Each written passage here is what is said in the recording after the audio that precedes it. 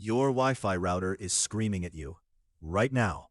It's blasting invisible light at everything in your house at 2.4 billion times per second. Your walls, your furniture, your cat, all being pelted with electromagnetic radiation so you can watch a video of someone else's cat. And here's the thing. It doesn't even work that well. You're watching this on full bars, and it's still buffered, didn't it? Wi-Fi is just radio. That's it. Same technology as FM radio, TV broadcasts, and walkie-talkies. Your router is a tiny radio station, and your phone is a tiny radio. The only difference is the frequency. FM radio operates at around 100 megahertz. Wi-Fi operates at 2.4 billion hertz, which is also, fun fact, the same frequency as your microwave oven. Oh, and Wi-Fi doesn't stand for wireless fidelity. It doesn't stand for anything.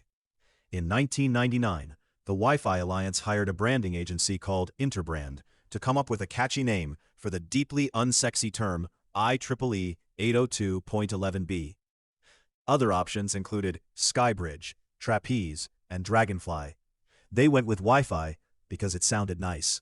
Some board members were uncomfortable that it meant nothing, so they slapped on a tagline, the standard for wireless fidelity. But that was a marketing afterthought. Wi-Fi means Wi-Fi. That's it. Here's how your router actually sends data. Let's say you want to load a web page. Your phone creates a packet of data, ones and zeros, and needs to send it to the router wirelessly. It does this using something called QAM, Quadrature Amplitude Modulation. Think of it like a traffic light. A basic traffic light has two colors, red and green. That's one bit of information. Add yellow, you get more information. Wi-Fi 4 uses 64 color traffic lights, encoding 6 bits per flash. Wi-Fi 7 uses 4,096 colors per flash. Your router is basically flickering a light with 4,000 possible colors, billions of times per second, and your phone just understands it.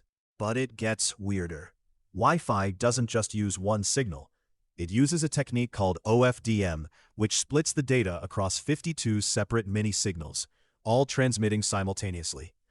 Imagine instead of one person reading a book out loud, very slowly, you split the book into 52 pieces and have 52 people whisper their section at the same time. The listener somehow reassembles all 52 whispers into the original book. Your phone does this billions of times per second without complaining about it. So if Wi-Fi is this incredible technology, why does it suck in your bathroom? Because physics doesn't care about your floor plan. Wi-Fi signals lose power when they hit obstacles. Drywall costs you about half your signal. A brick wall takes out 75%. Concrete, 90%. And here's the fun one, a fish tank. Water absorbs 2.4 gigahertz radiation extremely well. So if your router is on one side of your aquarium and your laptop is on the other, your fish are literally eating your Wi-Fi. Every 3 decibels of signal loss cuts your power in half. 2 concrete walls, and your signal is at 1,000th of its original strength. This is also why your microwave kills your Wi-Fi. Microwave ovens operate at 2.45 gigahertz. Wi-Fi operates at 2.4 gigahertz. They're basically the same frequency. When your microwave runs, it's like someone bringing a foghorn to a library. It drowns out everything on that band. This isn't a design flaw. Wi-Fi chose the 2.4 gigahertz band because it was already designated for unlicensed use. Because microwave ovens were already using it. Wi-Fi has 2 main frequency bands, 2.4 gigahertz and 5 gigahertz. Think of them like bass and treble. 2.4 is bass. Long wavelength, travels far, goes through walls pretty well. But it's slow and crowded. There are only 3 usable channels, 3 lanes on the highway. Now here's the worst part. If your neighbor's router picks channel 4 instead of 1, 6, or 11, the partial overlap creates more interference than if you were both on the same channel. It's like 2 people talking at slightly different volumes in slightly different languages. 5 gigahertz is treble. Shorter wavelength, much faster, 25 usable channels instead of 3. But it can't go through walls nearly as well. This is why your router might show 2 networks. Same router, 2 frequencies. One for range, one for speed. Choose wisely, or let the router decide. It's probably smarter than you about this. Now, the origin story. And this is where it gets genuinely strange.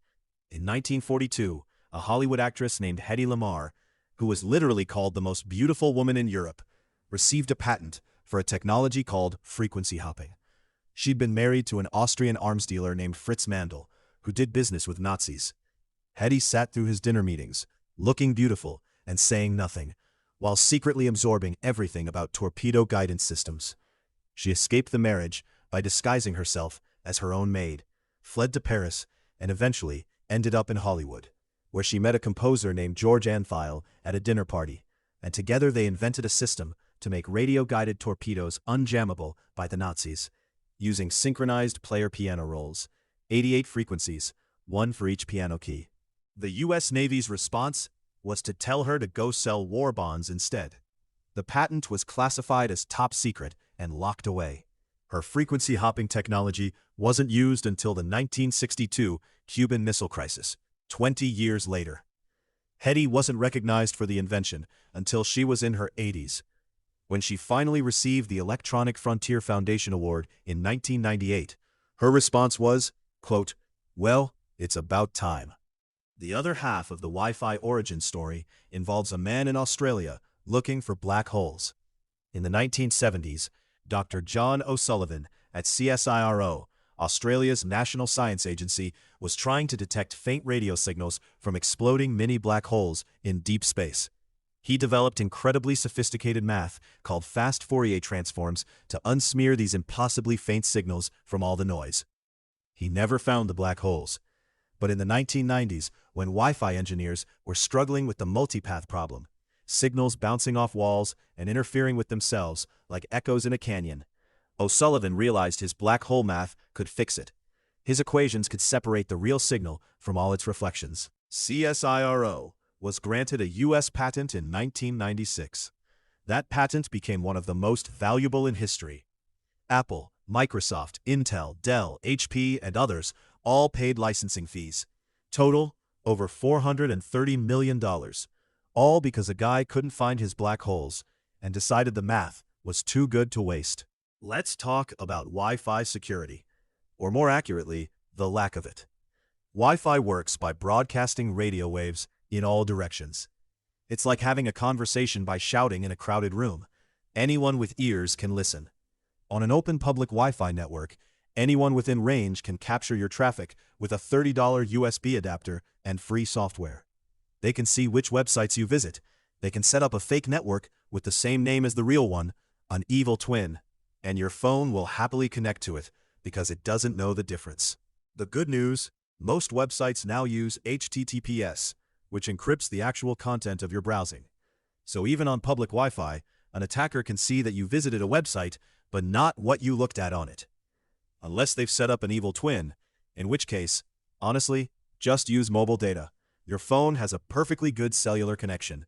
Use it. One more thing, your router box probably says something like Wi-Fi 6, up to 9.6 gigabits per second. That number is a lie. It's the theoretical maximum of all antennas combined, under perfect conditions, in a laboratory, with no walls, no interference, and no other devices. Your actual speed is about a tenth of that, maybe a 20th.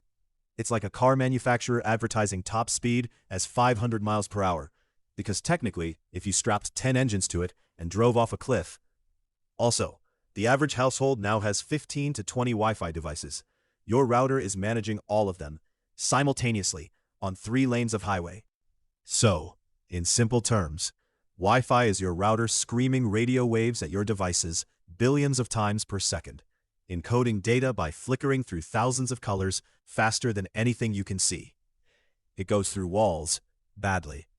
A Hollywood actress invented a key underlying principle while escaping a Nazi arms dealer. An Australian accidentally made it work while looking for black holes. Your neighbor's router is interfering with yours because they both picked channel 6. Your microwave is jamming everything. Your fish are eating your signal. And the name doesn't mean anything. It's radio. It's always been radio. Just really, really, really fast radio that still can't reach your bathroom. If you're watching this on Wi-Fi right now, your router just transmitted about 2 billion radio pulses during this video. You're welcome for making it self-conscious about that. Subscribe if you want, or don't. I'm a stickman, not your mother.